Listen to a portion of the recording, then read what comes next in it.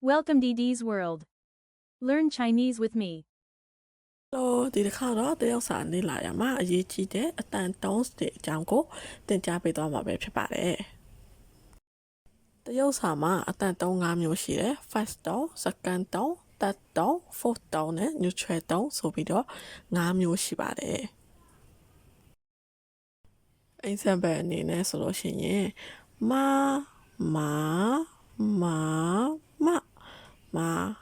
ဒီနောက်ဆုံး neutral tone ကကြတော့တကယ်တမ်းစကားပြောတဲ့အခါကျတော့ရှင်သူက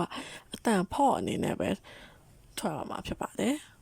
။တရုတ်စာရဲ့အတန်တုံးတွေကိုလေ့လာတဲ့အခါမှာ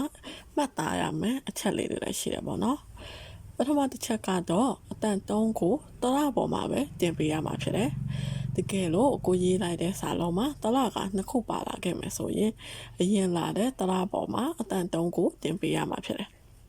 နောက်တစ်ခုကအိုင်းဆိုတဲ့တရပါလာခဲ့တဲ့အခါမှာဆိုလို့ရှိရင်အတန်တုံးကိုအိုင်းပေါ်ကအဆက်ကိုဖြုတ်ပြီးတော့တင်ပေးရမှာပဲဖြစ်တယ်။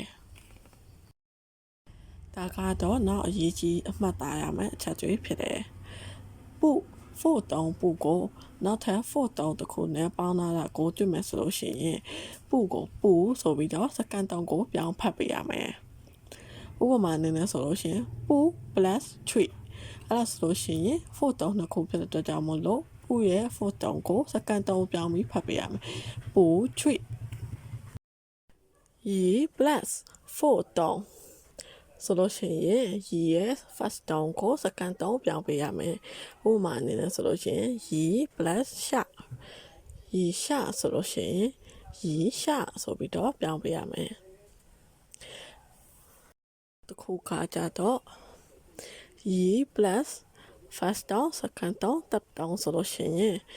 ရီဆိုတဲ့ fourth tone ကိုပြောင်းပေးရမယ်။ဥပမာနဲ့ဆိုလို့ရှိရင်ရီ plus c ဆိုတာက second tone ဆိုတော့ရီကို fourth tone ပြောင်းမယ်ဆိုရင်ရီစီဆိုပြီးတော့ပြောင်းပေးရမယ်။ Thank you. Please subscribe for next videos.